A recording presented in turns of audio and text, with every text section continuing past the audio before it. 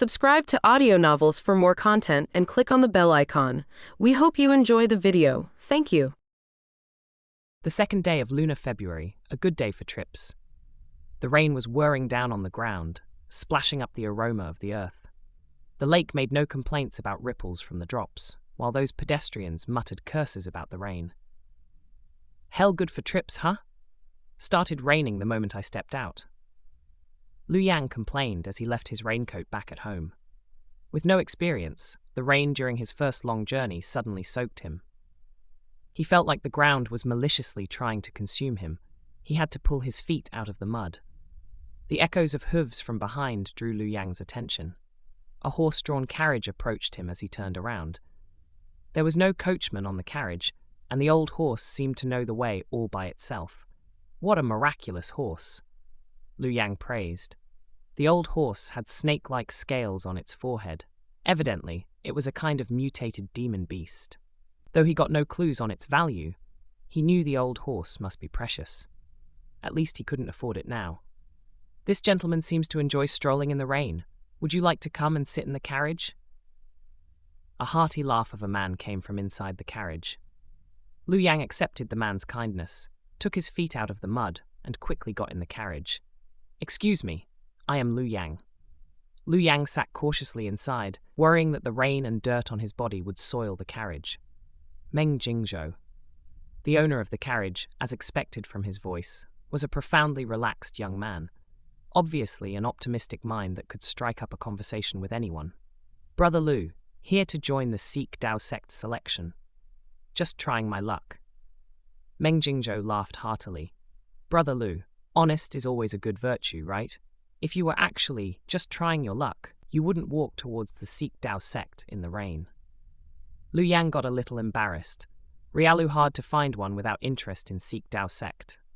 The Sikh Dao sect, one of the 5 great immortal sects in the central continent, had countless cultivation masters and was extremely powerful. Today, the sect was recruiting disciples that drew countless eyes. Lu Yang and Meng Jingzhou were no exception.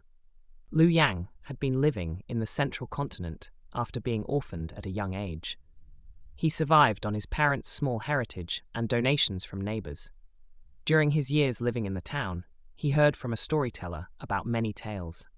Immortal flying to the gate of heaven with his sword, the river demon causing a flood that affected 500 miles, the disciple of the immortal sect slaying demons with his flying sword, a shabby Taoist swindler levitating in public, breaking out of jail, only to be captured again by levitating masters of justice.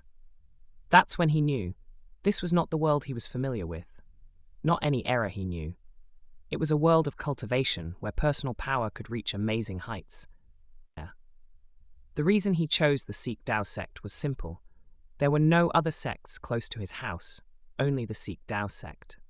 With the Sikh Dao sect established here, other sects wouldn't be foolish enough to try and establish their sect nearby.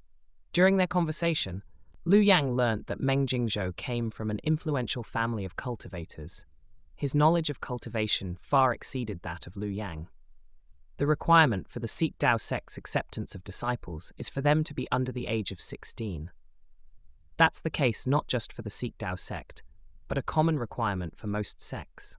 The path of cultivation is long and difficult, with stages of chi refinement, foundation establishment, golden core, nascent soul, spirit transformation, refining the void, unification, and past tribulation, all representing a breakthrough in cultivation.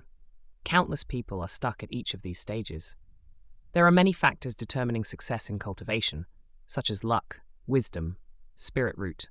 By the way, Brother Lu, do you know what your spirit root is? Although the Sikh Dao sect doesn't set high requirements for spirit root, it wouldn't accept one that is too weak. Lu Yang frowned. He heard of the term spirit root from the storyteller and did not know what his spirit root was. I don't know. What about you, Brother Meng? Meng Jingzhao's face turned puzzled, shaking his head in return. I have tested my spirit root in the family, but the elders did not tell me the result with a worried look on their faces. They just said that my talent was extraordinary, and that it wouldn't be a problem for me to join one of the 5 great immortal sects and find out when I do so. I tried asking my parents secretly, but they were even more worried and didn't tell me either.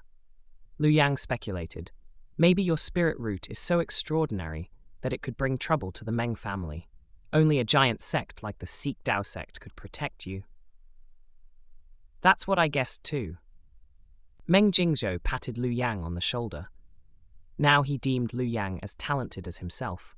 What a pair of gifted cultivator. Lu Yang listened to the increasing sound of the rain outside and was glad that Meng Jingzhou had invited him into the carriage. Halt! Meng Jingzhou suddenly shouted. The old horse slowed down and came to a halt. The carriage was a rare treasure, and Meng Jingzhou could see the world outside from inside the carriage.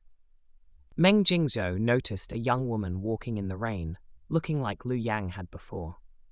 Lady, since you're walking in this direction, you must be heading to the Sikh Dao sect to join the examination. The rain is quite heavy. Why not rest your feet in the carriage? The woman looked a bit surprised at Meng Jingzhou's offer, but decided to accept it after. Meng Jingzhou, who considered himself worldly, had never seen a woman as beautiful as her, and there's no need to mention Lu Yang. The prettiest woman he had ever seen was the young widow who lived next door and sold tofu.